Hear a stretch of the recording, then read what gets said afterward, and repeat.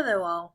I wanted to do this webcast to generally walk you through the syllabi for the course and give you a quick heads up on where to find some important documents you're going to be needing over the course of the class. So when you log into your Canvas course, you're going to come to the front page, which includes the visual syllabus, which is this document down here at the bottom, as well as a link to the print syllabus. The print syllabus has details on all the course policies. It is the major course document for this class. So when we're looking at policies specifically, always take a look at the print syllabus. The visual syllabus on the front page is more of a general introduction to the syllabus, making it a little easier to get information quickly. So, on the top of the visual syllabus, you'll see all the information for contacting me, particularly that my office hours are going to be Tuesday, Thursday from 10 until 12. My office is in the LAC, which is the Lifetime Activity Center 113C. So that will be where you can come to meet me face to face. During my office hours, I'll always have my computer open, so if you want to have a video chat with me or an email, something like that, I'll always have my computer available to you as well. The phone number is my office phone. I do not check it. I very rarely answer it. So if you want to get in touch with me quickly, I check my email more than a healthy person should. So, acanavan@bruinmail.slcc.edu is the school-issued email. I also have a Gmail address that I check quite often, which is ann.canavan@gmail.com. So if you need to get in touch with me quickly, and I encourage you to stay in touch, that's the best way to do it. So, course outcomes and materials. We're going to be using Everyone's an Author without readings. We're still using the first edition, so you should be able to find that relatively inexpensively because the second edition has come out this summer. You do not need the one with readings, so get the one without. It will be the cheaper one if you are comparing two different versions of it. So, outcomes, we're going to be talking about rhetorical strategies, critical thinking processes, composing strategies, and conventions of writing. So, to do well in this class, you need to attend class. English department policy states that at least 10% of your final grade will be based on your involvement in class, and if you miss more than 3 days for a Monday-Wednesday course, and that's being very generous because this is a summer course, it's a much more compressed schedule, then you will lose 1 full letter grade or 10% of your grade. So, attendance is critical. Stay in touch. The biggest challenge students have when they are taking a course is that they get in trouble, they get behind, and then they start feeling like they can't talk to the teacher, they can't come by. Trust me, you always want to talk to your teachers. Stay in touch. So, that reiterates my office hours, that kind of thing.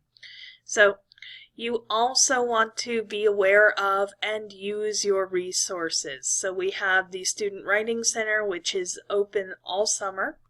They also do online submissions, so keep that in mind. Don't forget deadlines. The late penalty is 10% of the point value per calendar day late. So not per class meeting day. So if the project is due on Wednesday and you don't turn it in until Monday, well, that's only 1 class day. That's 5 calendar days. So you also cannot make up late points through revision. If you're having a problem with an assignment, something I need to be aware of, get in touch with me quickly so that I can help you to handle this before it's late. I can do a lot more for you when it is not late yet. All right.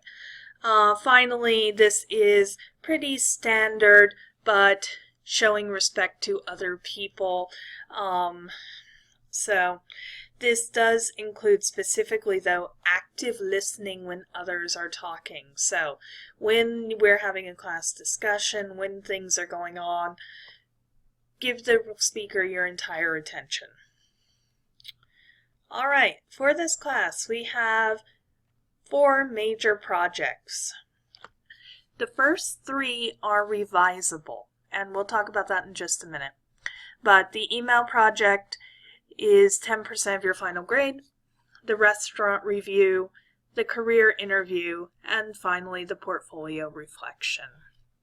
So, revisions.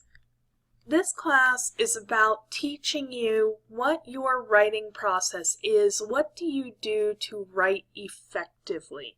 So, in that spirit, you can revise any of your major projects as many times as you want to get a grade that you are happy with.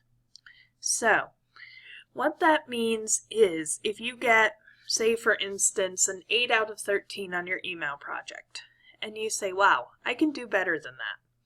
You come talk to me during office hours, you take it to the writing center, you work on it, and you get an 11 out of 13, which is really quite good. But you look at my comments, you look at the rubric, and you say, okay, I see the last few things, I'm going to change it really quickly and turn you in again. This time you get a 13 out of 13. That 13 is the only grade that counts. So the 8 and the 11 are like they never happened. However, to do a revision, your project must be turned in within 2 calendar days of the due date. You have to resubmit your project to Canvas, and you have to send me an email telling me what changes you have made in the new draft. All right. The part you guys are all most interested in, the grading. Okay, so major projects, so those 4 major projects we just looked at, are 75% of the grade. Attendance is coming to class, being active on the discussion board, in class writing, these kinds of things. That's 10% of your final grade. Daily work and participation is 15%. So this is going to include things like peer review, this sort of stuff, some Canvas postings. So, final grades. You will notice I do not use a plus-minus system. So grades are 90 to 100 is an A, 80 to 89 is a B, etc., etc. So, you also have a copy of the schedule. I know it's a little bit hard to read on here, but this is a day-by-day description of what we're going to be doing in class every day. So if you ever have to miss a class, something like that, come here or go to the print syllabus that is up at the top of your Canvas page, and that's going to direct you to the schedule, so you'll always be able to know exactly what is going on when. And this is very quickly the copy of the print syllabus. One thing to note here at the top is that I do teach 2 face-to-face classes, one at 10 o'clock and one at 1 o'clock. So if for some reason you are in a face-to-face class and you cannot come at the regular time, feel free to come to the other class if that will fit your schedule better that day. So this is just your standard print syllabus. It's got all the information that we've already covered, but it's just a lot more reading. So we're going to go back and take another look at the Canvas course now. I want to briefly show you the modules so that you know what is there. So again, we go to that left-hand menu, we click Modules. Here you've got book scans, so you have the PDFs of the first 4 chapters that we're going to be reading. So if you need to access those electronically while you wait for your copy of the book, they are there for you. Then we have the email project, the restaurant review, the career interview. These will change a little bit as I'm still building out the course, adding some things, your e-portfolio. Down here, though, are the Canvas screenshots. So if you're having trouble with a particular aspect of Canvas, I've got some instructions here. For instance, how to submit an assignment on Canvas, how to view the comments that I give you in Canvas, and how to sign up for a conference time. So those are for you to view in your own time as you need them.